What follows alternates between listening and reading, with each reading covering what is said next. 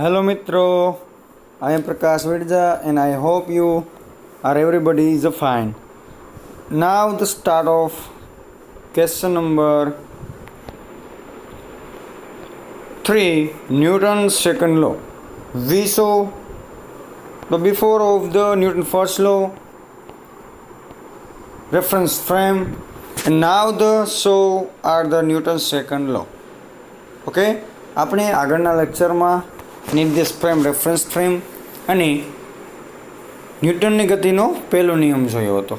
હવે આપણે ન્યૂટનની ગતિનો બીજો નિયમ Newton second law of motion તો એ આપણે જોવાનો છે. જે આઈએમપી છે, ત્રણેય નિયમ કરતાં જે સેકન્ડ લો છે એ શું છે, થોડુંક આઈએમપી છે, પરીક્ષામાં વધારે પૂછાય છે. જે પહેલો નિયમ હતો એ બળની વ્યાખ્યા આપે છે. ઓકે, આ સ્ટેટમેન્ટ ઓફ ધ ફોર્સ બળની વ્યાખ્યા આપે છે. પછી જે બીજું છે બીજો નિયમ એ બળનું મૂલ્ય આપે છે. અને થર્ડ લો છે એ બળનું અસ્તિત્વ કેવું છે એ જણાવે છે. તો ફરીથી આપણે થોડુંક ફર્સ્ટ લો છે તો એ રિપીટ કરી લઈએ કે જ્યાં સુધી કોઈ પદાર્થ પર બાહ્ય બળ ન લાગે ત્યાં સુધી તે પદાર્થ પોતાની મૂળ અવસ્થા જાળવી રાખે છે. આવો કંઈક પહેલો નિયમ હતો. રેડી, ધ એક્સટર્નલ ફોર્સ જ્યાં સુધી તમે લગાડો નહીં ત્યાં લગી રેસ્ટ સ્થિતિમાં હોય તો રેસ્ટ મારે, અને કોન્સ્ટન્ટ વેલોસિટી હોય તો કોન્સ્ટન્ટ વેલોસિટી લે સ્ટ્રેટ લાઇનમાં. આવો કંઈક પહેલો નિયમ હતો. હવે આપણે બીજો નિયમ જોવાનો છે. સૌપ્રથમ એનું statement, the net force on a body, કે ટોટલ બળ જે પદાર્થ પર લાગે છે ઇઝ ઇક્વલ ટુ, તો બરાબર હોય છે. કેના બરાબર હોય છે? તો પ્રોડક્ટ ઓફ ધ માસ, કે જે પદાર્થનું દળ છે એ દળ, અને of the body and acceleration produce in the body, કે જે પ્રવેગ ઉત્પન્ન થાય છે પદાર્થ વચ્ચે, કે પદાર્થ પર લાગતું બળ એ તેના દળ અને એમાં ઉત્પન્ન થતા પ્રવેગના સમપ્રમાણમાં હોય છે. Now repeat, the net force on a body is equal to the produce of the mass of the body and acceleration produce in the body, કે પદાર્થ પર લાગતું બળ તેના દળ અને ઉત્પન્ન થતા પ્રવેગના સમપ્રમાણમાં હોય છે. તો સ્ટેટમેન્ટ મેથેમેટિકલ સ્ટેપ શું કહી શકાય? F is equal to M A. Question number 1 છે, જે છે Newton second law, M A. Okay,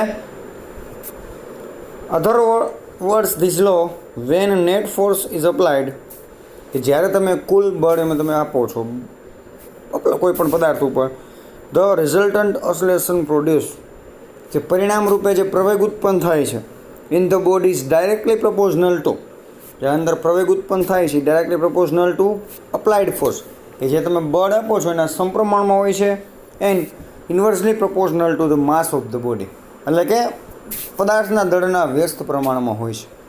તમે જ્યારે કોઈ પદાર્થ પર બળ લગાડો છો ત્યારે એમાં ઉત્પન્ન થતો પ્રવેગ છે એ પદાર્થના લાગુ પાડેલા બળના સમપ્રમાણમાં અને તે પદાર્થના દળના વ્યસ્ત પ્રમાણમાં હોય છે.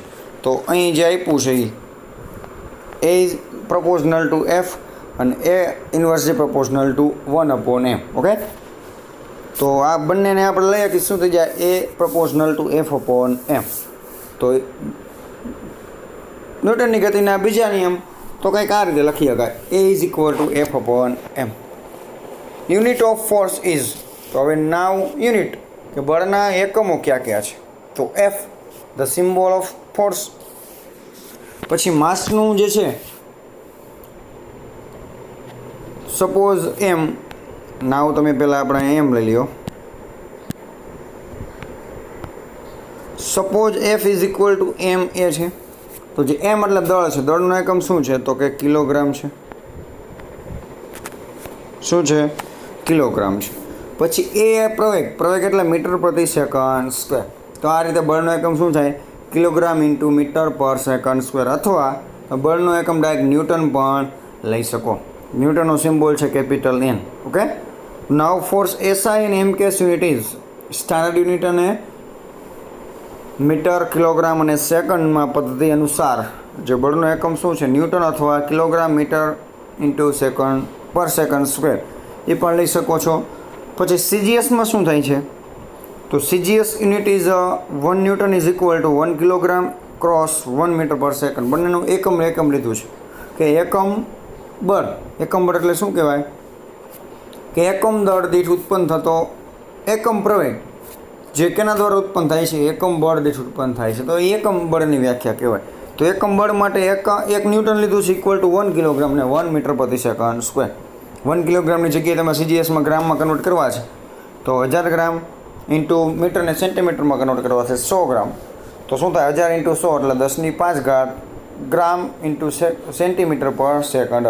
તો શું આવી ગયું 1 newton is equal to 10⁵ dyne centimetre gram into centimetre into સેકન્ડને શું કહેવાય ડાઇન કહેવાય, અને કિલોગ્રામ ઇન્ટુ મીટર પર સેકન્ડને શું કહેવાય ન્યૂટન કહેવાય. ઓકે, તો આ રીતે જે બળના એક MKS અને SI યુનિટ છે એ યાદ રાખવાના છે.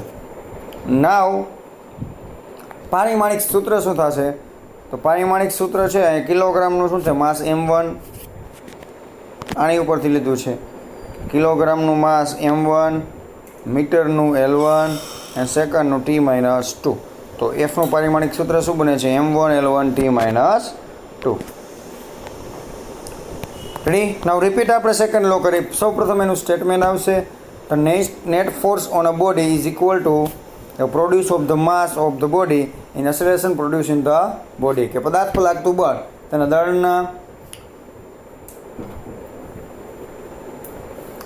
સમપ્રમાણમાં, એટલે કે દળ અને પ્રવેગના સમપ્રમાણમાં હોય છે, કે બરાબર હોય છે. કે જે પદાર્થનું દળ અને પદાર્થમાં ઉત્પન્ન થતો પ્રવેગ એ પદાર્થ લાગુ પડેલા બળ જેટલું હોય છે. F is equal to ma. અથવા આપણે બીજી રીતે પણ લખી શકો statement when net force applied the body. કે તમે જ્યારે કોઈ પદાર્થ પર બળ લગાડો છો ત્યારે the produce resultant acceleration produce in the body is directly proportional to applied on force and inversely proportional to body of mass. Okay, કે જે તમે બળ લગાડો છો ત્યારે ઉત્પન્ન થતો પ્રવેગ છે એ બળના સમપ્રમાણમાં અને તે પદાર્થના દળના વ્યસ્ત પ્રમાણમાં હોય છે. તો A proportional to F and A proportional to 1/m અથવા A inversely proportional to m. Okay, તો આ રીતે જે પ્રવેગ છે એ બળ અને દળના સમ અને વ્યસ્ત પ્રમાણમાં હોય છે. પછી બળના એકમો જોઈએ kilogram into metre per second square અથવા ન્યૂટન પણ કહી શકાય.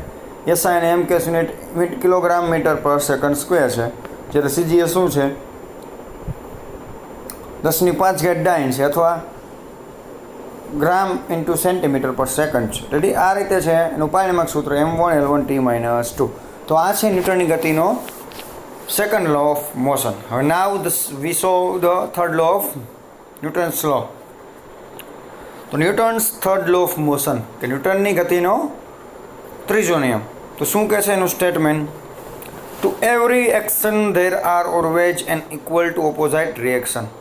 કે હંમેશા જે આઘાતી બળ લાગે છે એ કેવું હોય? ઓલવેઝ એટલે હંમેશા સમાન અને પરસ્પર વિરુદ્ધ દિશાનું હોય છે. આઘાતી અને પ્રત્યાઘાતી બળ કેવું હોય છે? હંમેશા સમાન જ હોય અને પરસ્પર વિરુદ્ધ દિશાનું હોય છે. તે આ છે ન્યૂટનની ગતિનો ત્રીજો નિયમ. અને સૌ સહેલો છે કે બળનું અસ્તિત્વ, કે એકલા અટોલા બળનું ક્યાંય મહત્ત્વ છે નહીં. મતલબ કે આઘાતી બળ એકલો ક્યાંય હોઈ શકે નહીં, અથવા પ્રત્યાઘાતી બળ ક્યાંય એકલો અટોલો હોઈ શકે નહીં. જ્યાં આઘાતી બળ છે અહીંયા 100% પ્રત્યાઘાતી બળ છે ને છે જ. પછી એનું સ્વરૂપ અલગ હોય. તમે દિવાલ ઉપર જે બળ લગાડો છો તમારું આઘાતી બળ, તો એને પ્રત્યાઘાત રૂપે સામે બળ લગાડે જ છે. બટ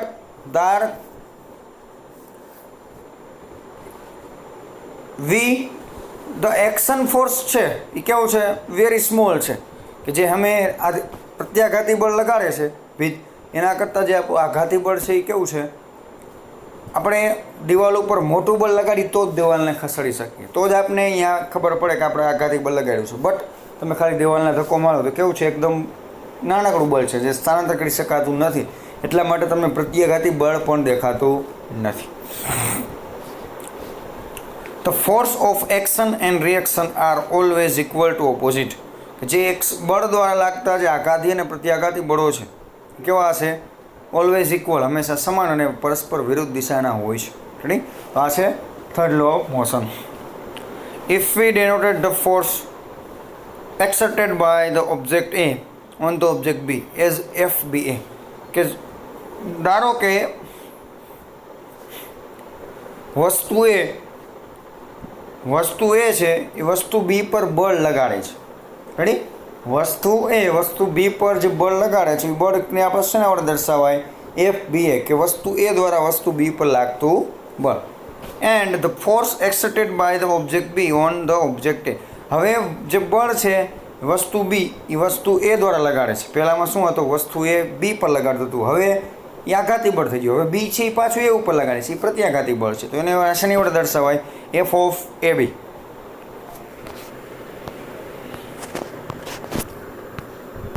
અહીંયા જોઈ શકશો કે વસ્તુ A જ્યારે વસ્તુ B પર બળ લગાડે છે ત્યારે શું આવે છે, F ઓફ BA.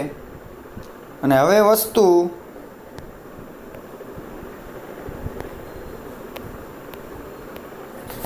જ્યારે વસ્તુ B છે વસ્તુ A પર બળ લગાડે છે ત્યારે શું થાય, F of AB, F of BA. Okay, then the relation between both the force. હવે આપણે બંનેના બળનો સંબંધ જોવાનો છે, કેવો છે, in the form of vector, વેક્ટરના સ્વરૂપમાં અને મેગ્નિટ્યુડના સ્વરૂપમાં આપણે જોવાનો છે. મેગ્નિટ્યુડ મતલબ કે માનાંક, જે આપણે કહીએ છીએ ને માઇનસ પોઝિટિવ વેલ્યુ હોય તો માનાંકમાં બધી ઓલી થઈ જાય પોઝિટિવ, એ રીતે મેગ્નિટ્યુડ. તો વેક્ટર ફોર્મમાં શું થાય, F of B is equal two minus vector of AB, અથવા વેક્ટર ઓફ AB હોત તો માઇનસ વેક્ટર ઓફ FB થાય. ઓકે, તો આ રીતે જે પ્લસ હોય માઇનસ થાય, માઇનસ હોય પ્લસ થાય.